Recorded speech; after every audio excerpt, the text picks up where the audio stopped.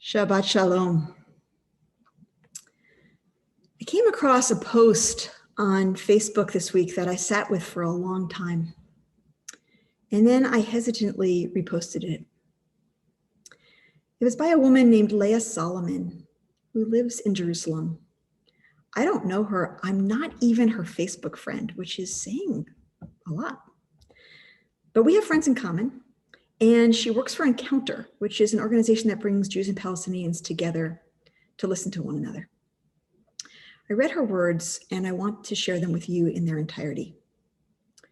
She said, I met last week with a dear Palestinian friend who lives in the Old City, near Damascus Gate, a center of much unrest over the past couple of months. I asked him how he and his family have been. What he shared has been weighing so heavily on me that it took me a few days to feel like I could share. This is a close friend who I trust completely. There's no question in my mind that everything he shared fully reflects reality. That I feel the need to state that is important to note and circle back to. But first, my friend's story. He lives in the Muslim Quarter with his wife and 3 boys under the age of 10. Recently, Israeli Jews moved into a building on his street as part of what Ateret Kohanim calls the Jerusalem Reclamation Project. As is standard in such cases, there is now a permanent Israeli border police presence stationed along his street, ostensibly to protect the Jewish residents from the Palestinian residents. Recently, he shared, the police have been much more aggressive than usual. He tries to stay out of their way, especially when he's with his kids, but now that they're permanently stationed on his street, he can't avoid them.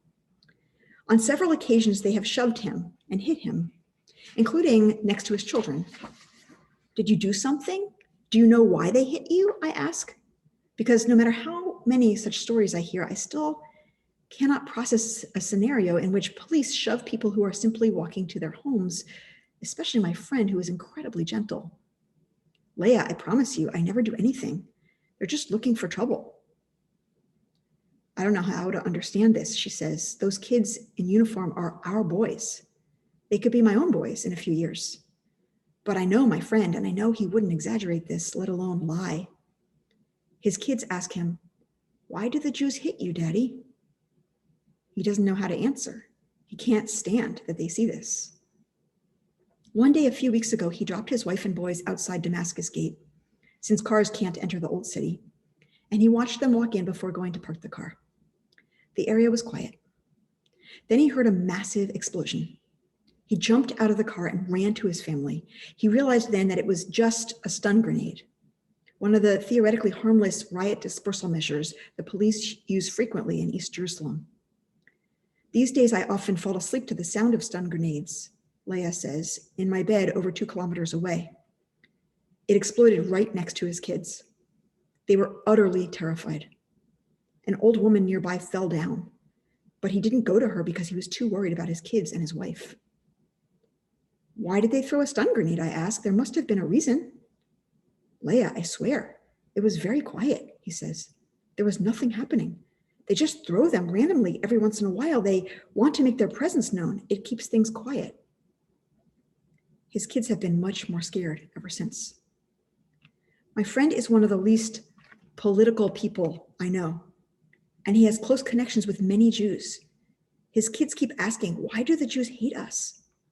He's been trying very hard to differentiate for them between Jews and Israelis, and army and police, but it's getting harder and harder to explain.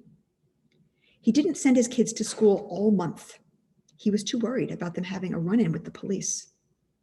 He has built a home in a suburb of Bethlehem, and his family now mostly lives there, where things are quieter. He pulled his kids out of their school in the Old City because he is too scared to have them there, and he put them in a school in a less sensitive neighborhood.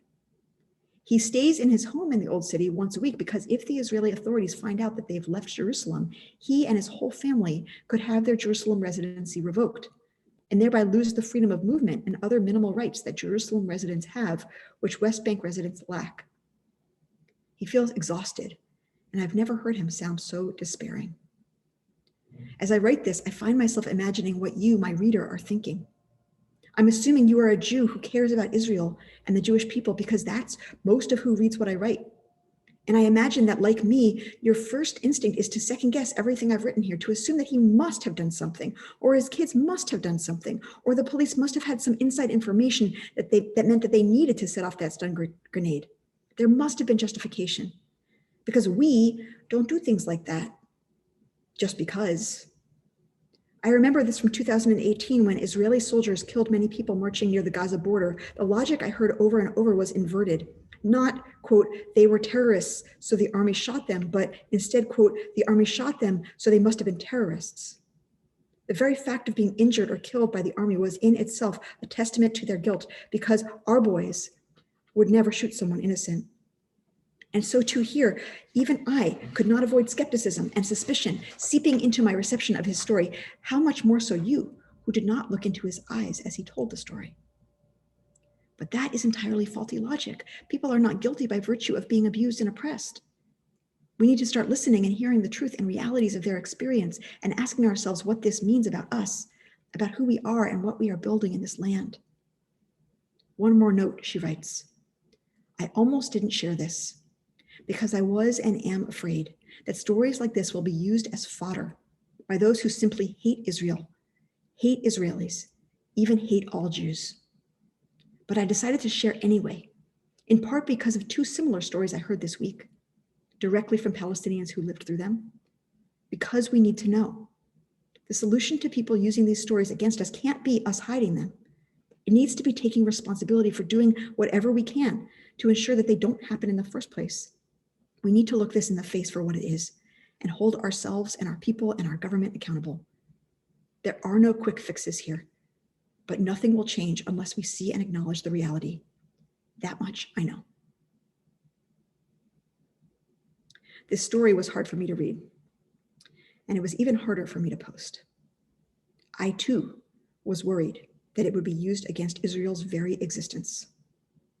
I was worried that it would be used to demonize all Israelis or confirm their dehumanization. And I knew that it would raise the question, perhaps one you're asking now, about why I didn't instead tell a story of an Israeli family living in the south near the Gaza border, whose fields have been burned by incendiary balloons, who have lived months of their lives in bomb shelters, who startle in the night from the slightest sound, living as they do with the nightmare of the Hamas tunnels, fearing as they do that Hamas militants might pop up in their backyard. Those stories also need to be heard. I opened a recent sermon on Shabbat morning telling the story of Jared Dougal, a 19-year-old CBE member living in Tel Aviv, who texted me from a bomb shelter about his terrifying experiences rushing to safety in the middle of the night. Jared, who's a progressive Park Slope kid and one of my son Benji's best friends, wanted to know how American kids on Insta can sit back and judge Israel with no compassion for what it's like to be a Jew in the world, surrounded by enemies, hated on all sides, rushing to shelter from rockets aimed specifically to kill civilians. I do think that whatever we say about Israel and about Palestine should be grounded in the real lives of the real people who live right at the seam between these two nations, two aspirations, two hatreds, two longings. Leah Solomon ended her story with the question, do we share stories like this? Can we? Or will they all be used by one side to delegitimize the other? Are they just fodder in a war of words? Because beyond the war of stun grenades and incendiary balloons, beyond the rockets and the bombs, beyond the tunnels and the home seizures, there is a war of words happening. That war is about who is deserving and who is not, who is at fault and who is not, who is responsible, who started it, who was here first, who is the oppressed, who is in danger, who is hateful, who is the victim, who is the oppressor, whose needs matter, whose lives are valued, whose history counts, whose future must be secured. In this country, the United States, we've been decrying the use of words, of language in domestic affairs that aims to deceive, to obscure, to relativize facts, to make truth irrelevant. The last 5 years are not, of course, the first time that oft-repeated lies were believed, such that then it didn't even matter anymore what was true. But the last 5 years have seen an acceleration and normalization of lying, a departure from any tethering of language to truth, any attempt at accountability in argumentation. The goal is victory, not truth. Last Thursday, we gathered CBE's teens at their request and at the request of their parents as they face a war of words about Israel and Palestine in their classrooms and on social media, a war laced with anti-Semitism. And they feel entirely unprepared to be in the midst of that war. Many of the words and slogans they are facing are more about victory than about truth. Here are some of the slogans and statements that they're trying to sort through. Zionism equals racism. Israel is a Nazi state. Free Palestine from the river to the sea. Hamas is a terrorist organization. The Israeli Defense Forces are the most moral army in the world. The Palestinians do not want peace. Criticizing Israel is anti-Semitism. Israel is a settler colonialist project. Israel is an apartheid state. BDS against Israel is anti-Semitic. Israel is engaging in ethnic cleansing. Anti-Zionism is anti-Semitism. Israel is committing genocide against the Palestinian people. We are the people Israel who believe in tzedek, justice, and tikkun olam, repair of the world. Jews are just white people who need to just own their white privilege. You can't support Black Lives Matter and the state of Israel at the same time. Which of these statements are true? Which of these statements are partially or sometimes true? Which of these statements are entirely false? What do these words all mean? Who decides? This week in Torah, we are in the wilderness. We have just learned that we're all going to die there. And Korach, a Levite, gathers 250 leaders of the community in a coup attempt against Aaron and Moses, framing the revolt in populist language. You have gone too far, he says to Moses, for all the community are holy, all of them, and the eternal is in their midst. Why then do you raise yourselves above the eternal's congregation? Korach's claim is confusing because on its face it's true. God calls us a goy kadosh, a holy people. All of us are holy. God tells us that if we build the Mishkan, God will dwell in our midst, and then God's cloud does dwell in our midst. It sounds like Korach is speaking for the people and telling the truth.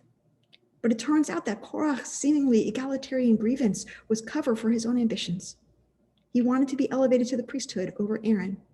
He was using words and engaging in argument not to seek truth, but to win. And this is what I see happening in the war of words on Israel-Palestine, and it has me deeply troubled. Our first priority at CBE has to be to create a space where we can be in courageous dialogue with one another across our differences on the questions of Israel-Palestine, where we use words to try to deepen understanding, not to try to win. It is rare to find in the Jewish world a place where all voices are welcome, where we listen to one another with compassion, where criticism of Israel is allowed, where we're open to hearing a story from a perspective that challenges us and expands our own understanding. We are such a place, and we will remain such a place. And we will always look for opportunities to listen first to the people who are directly affected, the people who live there, the people who are being bombed. In the way that I started my words tonight with a real life story about a real life person and real life people, I always want us to return to what's actually happening on the ground because great suffering is taking place while we argue. What I'm about to say is not meant to shut that conversation down or narrow it. But tonight, I'd like to take on just a few of the words and arguments being used about Israel because I think they are largely clouding and not clarifying, harming more than helping, designed to win the argument instead of deepening the understanding. First, the idea that Zionism equals racism. This slogan was first introduced, I believe, to the world by the Palestinian delegation to the UN Conference on Racism in Durban in South Africa in 2001. It has gained traction over the last 20 years and is now assumed to be a tautology by many. This slogan has made it almost impossible for progressive people to identify as Zionists. As we recall, though, Zionism was the national liberation movement of the Jewish people. It came from a recognition that Jews faced ongoing anti-Semitism in diaspora, especially in Europe, anti-Semitism that was not improving with time. Despite the Enlightenment, despite Jewish emancipation from the ghettos, despite the assimilation of Jews in Western Europe, we were perennially seen as dangerous foreign elements and subject to violence and oppression across the continent.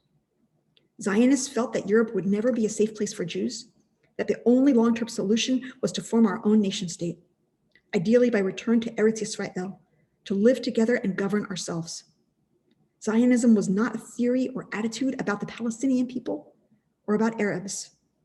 To the degree that it was about anyone other than Jews, it was about giving up on the idea that white Christian European societies would ever embrace the Ashkenazi Jews in their midst.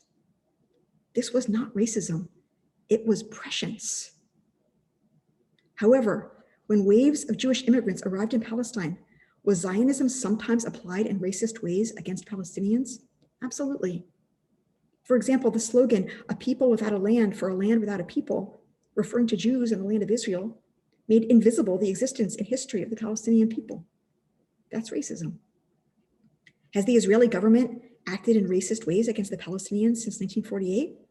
No question. Is Israeli culture racist against Mizrahi and Ethiopian Jews as well as Arabs? Definitely. But it's not as racist as this country. It's not rooted in racism in the way this country is. And as racist as it is, no matter what, Zionism itself is not racism. It is our national liberation movement. And though it started in Europe, it is most fervently championed by Jews who were expelled from Iraq, Iran, Syria, Lebanon, Morocco, Tunisia, Yemen, and Ethiopia, people who would be considered people of color in the United States, are many of the most fervently Zionist Israeli Jews. Finally, Zionism is simply the dream that the Jewish people could live in safety and freedom and peace. It does not deny anyone else's right to self-determination and freedom. In fact, it holds a vision of respecting and living in peace with our Palestinian and Arab neighbors.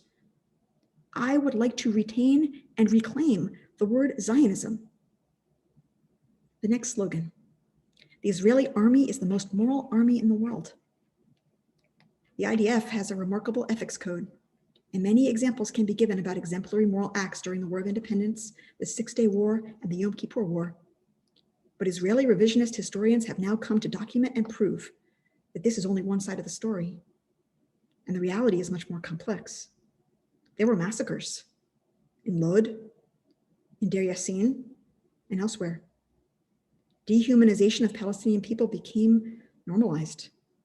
And 54 years of grinding, suffocating occupation not only destroyed generations of Palestinian lives and futures, but also distorted the Israeli soul, causing Jewish young people in the army to abuse Palestinians, torment them, terrify them, humiliate them, to be cruel, and to harden into that cruelty. This truth must be faced and owned and ended. What about the slogan that Israel is a settler colonialist project? This claim is widely asserted on social media and in progressive coalitions, and some of our students are being taught it in their schools. If it was true, it would morally delegitimize the state of Israel, but it is not based in reality. There are three main problems with this claim. The first is that it assumes that the Palestinian people are a real people indigenous to the land, which they are, but that the Jewish people are not a real people indigenous to the land, which we are. Some come to this by arguing that Jews are only a religion, not a people like the Palestinians are a people. But we know that unlike Christians or Muslims or Buddhists or Hindus, the Jewish people are not just a religion, but a specific people with several languages unique to us and at least a 3,000-year history in the land. A second problem with this claim is that it denies the Jewish people's history not only in the land, but also in the world. Colonialists are external actors who invade and conquer a land from a different land that is their home. Most of the Jews who live in Israel have no other home to go to because they were expelled, massacred, oppressed, or nearly annihilated in the countries they came from. And the reason we had to come from other countries in the 19th and 20th century is because we, the Jewish people, were colonized and then expelled from Israel by the Roman army in the year 70. A third problem with this claim is that it assumes that Jews are settlers acting on behalf of the colonial interests of the United States or European governments. This reinforces old anti-Semitic ideas that Jews are secret agents sneakily operating for other hidden powers. It also denies our own real need for our home as an independent people. It is true that America and Europe benefit from Israel's presence in the Middle East and fund Israel, but the Jewish people are our own people acting on our own behalf. And this brings me to the final argument I want to counter tonight. The idea that criticism of Israel, in particular disproportionate criticism of Israel, is anti-Semitism. It is actually entirely appropriate for Jews to focus our human rights protests on Israel, because Israel represents us, the Jewish people. Israel is not a puppet of the United States or Europe. It is an independent Jewish country, and we have some measure of responsibility for how it represents Judaism and Jews, even though those of us who do not live in Israel have limited power and influence from here. In addition, non-Jewish Americans have a particular responsibility to criticize Israel's human rights abuses, because Israel is one of America's closest allies and by far the largest recipient of US aid. The United Nations, however, does not have a legitimate reason to target disproportionate condemnation at Israel, as it is responsible for addressing human rights abuses worldwide. But the UN General Assembly issued 17 resolutions against Israel in 2020 and 6 against all the other countries in the world combined. That is egregious anti-Semitism. But for Americans and for Jews, it is appropriate to focus more closely on Israel than any other human rights violator in the world, except for our own country, the United States. If we are attending to human rights abuses in this country as much as we attend to those of Israel, it is not anti-Semitic for Americans and American Jews to criticize Israel's human rights abuses more harshly than we do any other country in the world. Finally, I want to say that the current situation in Israel-Palestine is untenable, immoral, and must change. And solutions are hard to see right now. Conditions in Gaza are obscene, and Hamas's charter declares the death of Jews and Israel as a primary goal. Israeli society has become inured to the suffering of the Palestinians and has largely given up on peace. And the ascendancy of Israel's right wing with its extensive settlement construction in the West Bank makes a two-state solution appear impossible by design. However, I continue to hold on to the vision of a two-state solution because both peoples deserve to self-govern. I do not know how to get there from here, except to listen to the people on the ground who are working for coexistence. I acknowledge that the left in this country is increasingly imagining a one-state solution or a binational state. In order to do so responsibly and without anti-Semitism, one must care as much about Jewish lives as one cares about Palestinian lives. One must acknowledge as legitimate both the Jewish claim to the land and the Palestinian claim to the land. One must be realistic about the dangers posed to a Jewish minority in any such imagined future. For now, for us, I suggest a threefold plan. First, let's build a rapid response team of Jews and Muslims to respond together to anti-Semitism and Islamophobic hate acts in New York City. I have some interested leaders in the Muslim community. If you want to co-lead or join this team, let me know. Second, let's get back into conversation with one another about Israel-Palestine. I am aware that we have people with perspectives from the far left to the far right in this community. We held a dialogue series 3 years ago, but didn't have much far left presence. We need all of the voices, particularly those who feel marginalized or not represented by my own views. If that's you, please let me know so I can include you in this next wave of dialogues, which will happen in the coming year. Finally, I would like to bring the team learning session that we did last Thursday to the adults of our community. David Kasakov, Rabbi Josh Weinberg, Tehillah Eisenstadt, and Rabbi Kolin were key partners in developing a document that articulates a progressive Zionist vision and response to this moment in a way I think that will be useful to many of you. From my perspective, the bottom line answer to many of the questions is both. Both Israelis and Palestinians are deserving. Both were there first. Both are at fault. Both are oppressed differently, but truly. Israel has a dramatic, unjust power advantage over the Palestinians that is corrupting and devastating. It must be undone. Both sidesism would deny this power differential and the resulting injustice, and that's not what I'm doing. At the same time, however, the world hates Jews. Both sides do have a right and a need for safety, self-determination, and freedom. In response to the Torah portion this week, the rabbis contrast Korach's use of populist rhetoric aimed for power and victory with the arguments of the houses of Hillel and Shammai, who disagreed for generations but were aiming at truth. About their arguments, the Talmud tells us that a heavenly voice went forth saying, Elu ve'elu devarim Elohim chayim. Both these and these are words of the living God. We can disagree and still stay in the conversation with one another. We can have conversation based in listening that bring us closer to truth. We can tell the stories of the real lives of Palestinians and Israelis. We can protest injustice and power differentials while still believing in Zionism. We can have compassion for the experience of Israelis while standing up for Palestinian human rights. These and these are the words of the living God. These and these deserve to be safe and deserve to be free. Shabbat shalom.